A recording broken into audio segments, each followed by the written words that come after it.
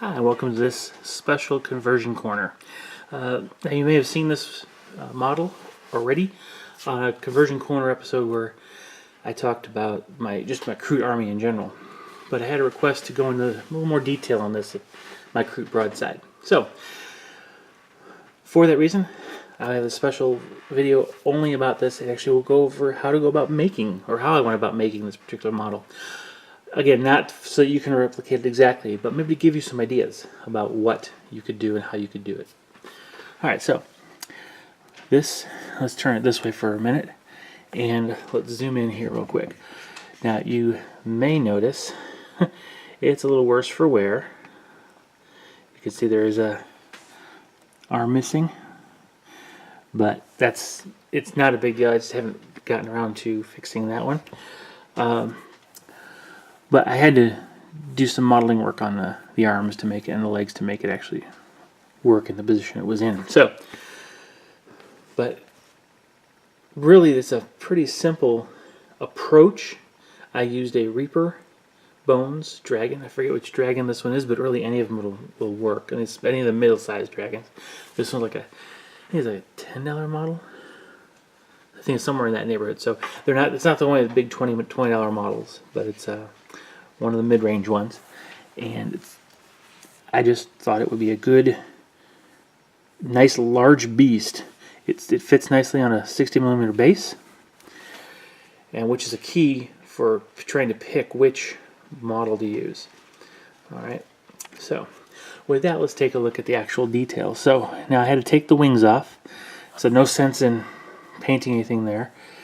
Trying to fill that in. This is always going to be covered by the actual gun deck. So let's talk about that gun deck.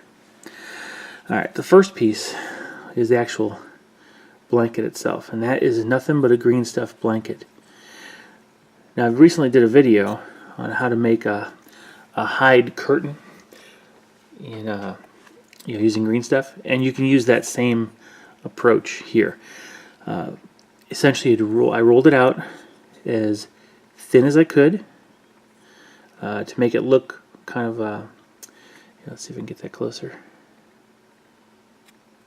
There. To make it look like it was a relatively thinner piece of hide. And then using paint, see if you can see the couple of different colors of paint I've used. That way you get the look of a stitched hide put together from several different pieces. And that would allow me to place this on the back. Now from there, it's a matter of building the superstructure, which is entirely of wood. This is strip wood. Now, you can get this from like Evergreen. Sorry, not Evergreen. Evergreen does styrene. Northwest Shortline Models. There's another one that also does basswood strips. You can also get these at hobby shops, just regular hobby shops, or even like Hobby Lobby. These are actual individual boards. They are wood, and then again, beams. I want to say that's a 1/4 inch by 1/4 inch. No, maybe it's 3/8 by 3/8. And so that's what a lot of these are built as. So there is I started with this one base across that was going to serve as the gun supports. Okay.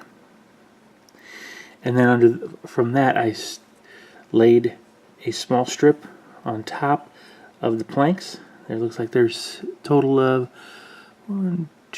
there's 4 strips here.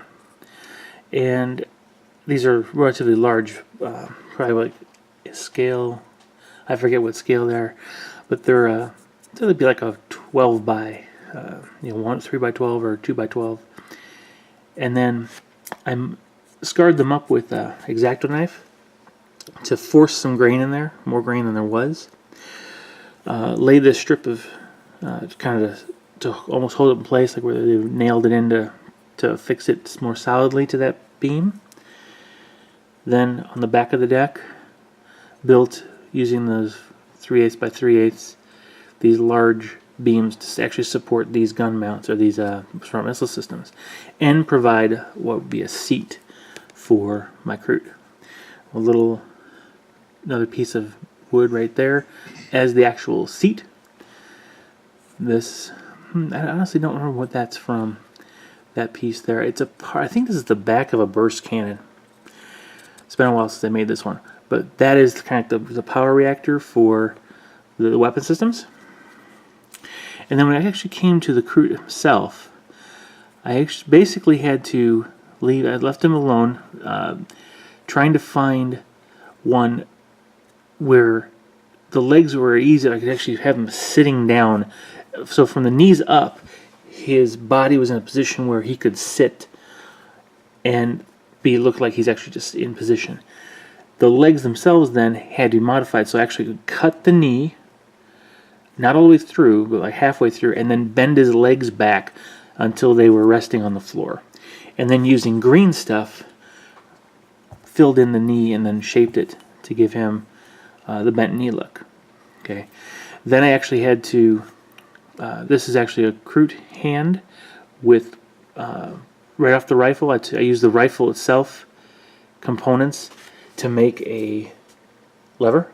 It's command weapon platform type, not reins or anything, but a weapon system control rod. This upper portion is the part of the rifle. The lower portion is just a rod of styrene. This hand had the same thing, but it's broken off. I just have to fix it, glue it back on. I do use model cement, so sometimes I get a good grip on these conversions, sometimes not. So now I actually used a pinning system on these. Let me show you. So this is the arm from the regular. These are the old metal broadside upgrade kits, and I made it look a little bit like the original tile color scheme, all beat up and weathered. And I drilled a hole and then put in a pin.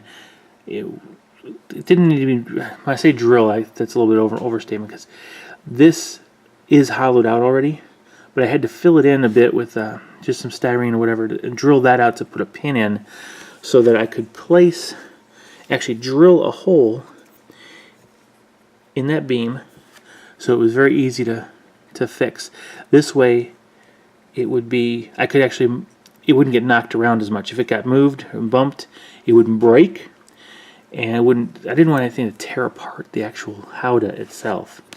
And so both sides are done exactly the same way with a pin. Okay, there it is. Now, one detail I did not put in, I debated, was kind of a lashing here between the, kind of holding the gun onto that bar. To be honest, I got impatient and I thought I just wanted to get it on the table and all. But you could go through with basically a real thin leather, or you could use cord, thread, and you could actually do lashing to make it look like it's actually lashed on with rope. Okay, but these are just the guns from the rail rifles from the again, metal broadside kit. So that's all it really took. So once you have that, you have the basics for the crisis suit. Now, the one advantage of having these pinned, though you could also do a magnetization here, is you could put plasma rifles on there. You can swap them out. I'm not, but because I like this look, this rugged, beat up look. So now, the last thing I want to mention is kind of how I work with some of that wood, how to make it look distressed. And I'm going to just briefly cover it here. I'll actually probably do another how-to video separately on using it, because I find wood is an underrated material, even in a fantasy. Even in a fantasy setting, for building stuff. People like to use everything but wood, it seems. So when you actually do something with wood, you want to distress it a bit by using a black. You do want to use a black wash of some sort just to stain it. But one of the things I really like using are markers. Okay, if you get a broad, like a Prismacolor type art marker that is varying shades of gray, or a cool gray, not a warm gray, or even some of the tans, you can go over that and it will weather up that and stain the actual wood to make it look a little bit weather worn. And then again, a black wash of an ink, or like your strong tone, or even a dark tone army painter, will help bring out the detail of the boards that you put in there. So that is the Kroot Broadside in a lot more detail than was in the previous video. So again, if you have questions, you want to see something a little more detail, anything that I've done, please feel free to ask. I'll be glad to do that for you. And if you have questions about how I did anything on this particular model, just please let me know. All right. Hope you enjoyed. Share, like, subscribe, and I'll see you in the next video. Bye-bye.